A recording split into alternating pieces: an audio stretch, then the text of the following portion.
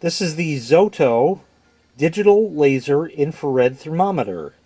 Let's take it out of the box. Comes in a nice pouch right here.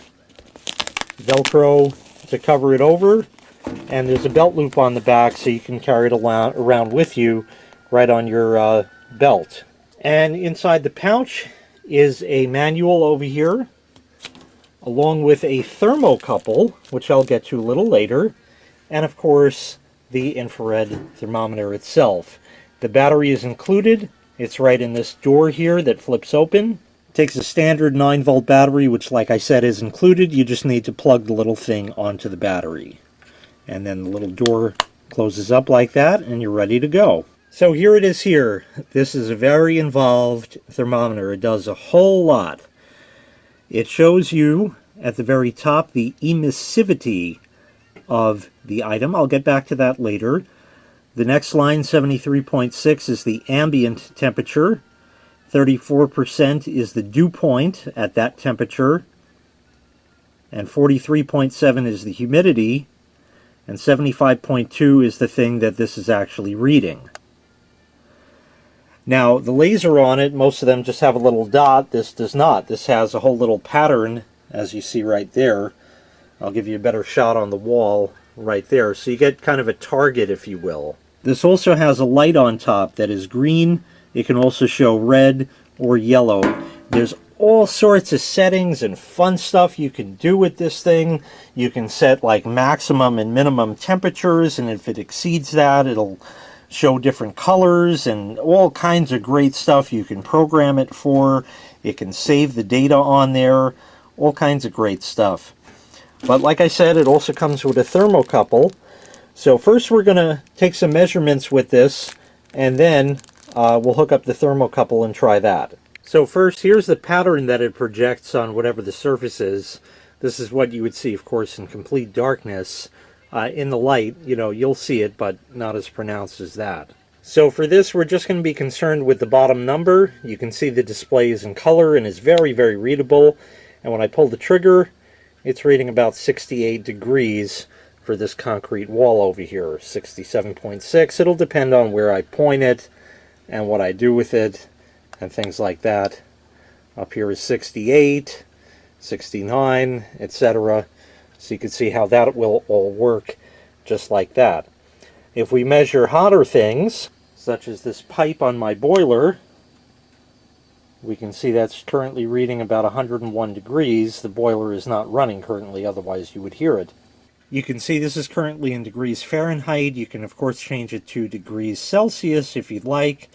This will do minus 50 to 800 degrees Celsius, which is minus 58 to 1,472 degrees Fahrenheit. So it has a huge range. This can measure most of anything. Also, we saw on the screen before the E at the top. That's saying 0.95. E is emissivity, and that's the ability of a unit that you're measuring to emit infrared. That'll range anywhere from 0 to 1. Pretty much the best way to explain that is if you've ever gotten new windows for your house, they call them low E windows. And if you ever noticed after doing that, if you sit by a window that has the sun coming in on it, it does not allow a lot of the ultraviolet rays to get into the house, the ultraviolet and of course the infrared, to penetrate through the glass. So if you were to read something like that, it would be reading differently depending on the item itself. So I have a heater here. I'll go ahead and turn that on. I'll give that just a moment to connect up and get hot. And now I'll go ahead and measure this. And you can see how that's very easily getting up there, depending on exactly where I point it. And of course, if I get closer, it's going to read hotter and hotter because we're closer to it. So it works just like you would expect. But this also has a connection on the side here for the included thermocouple. So let's try that. So I have the thermocouple plugged in. When you press the mode button, you'd press that until the little plug icon there lights up. And now you can take your thermocouple and I can stick it in here and then we can measure with it. While you use the thermocouple, you don't lose the other functionality.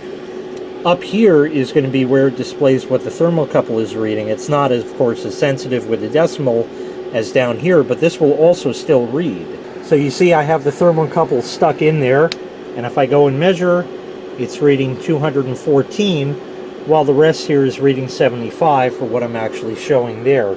And if I were to raise this up, the wall was 68 degrees or so before, so you can see how the thermocouple reading is there along with the infrared right there. So the thermocouple just plugs in right over there. It is keyed, so it only fits one way. There is no making a mistake with it, and it's very easy to use. You just stick this in whatever you like. This will measure only up to 300 degrees Fahrenheit, so do keep that in mind. This is great for if you do work on air conditioning systems or work on cars and you have to fix the heat or the air conditioning or something. This is actually a better tool to use by sticking it in the vent than it is with the infrared. You'll get a more accurate measurement out of that than you would using the infrared. Over here you can see how the laser is displayed. You can turn that off by pressing the left button there. If I press it again, it'll turn it back on. I'll press it and now it's off, yet still reading. And this other button over here will turn on the UV light. Maybe you can see it right there.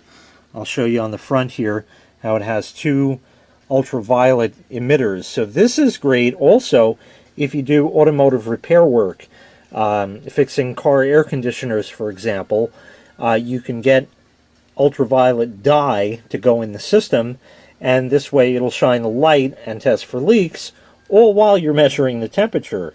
So a very handy thing. The book clearly explains what everything is and what it does. It also has a mildew alarm function where you can set a few parameters in there and it can tell you if mildew might form on that surface. There's the temperature difference alarm mode like we discussed before, where you can set an upper and a lower limit and it'll change the color of the light on top. The emissivity on the unit, as I had explained earlier here, it's actually a setting on there that you can adjust to help give you the correct temperature reading. And they give you all types of different things here that you might find, different surfaces or things like that, whatever components they are, and the particular emissivities of that, so you can actually adjust that on the display before measuring the temperature. And there's even actually a third page here with some more items on there. It also explains how to replace the battery in it, and also gives you all of the specs on it right over here. I've also tested this against this El Cheapo one that I picked up somewhere. It's kind of a no-name type thing. It just measures temperature, and the results were definitely within 1 degree. And of course there's always a variation when you deal with the infrared measuring of temperatures there, so it looks to be pretty accurate. I found this one to be mostly accurate, and this is definitely matching up with the readings I get on here for the most part. So it looks to be very accurate. Tons and tons of features on here where it'll give you the ambient and the dew point, as well as the humidity. Let's not, of course, forget the thermocouple over here that it can use to plug in so you can get more accurate readings on things. Definitely very, very feature-packed over here. And, of course, you can't beat that really nice, bright color display that really drives the entire thing home. So an excellent, excellent infrared thermometer from ZOTO. If you'd like to purchase this item, I'll leave a link in the video description where you can find it available for sale on Amazon. Thanks for watching. Make sure you click like, make sure you click subscribe, and take care. We'll see you next time. Bye-bye.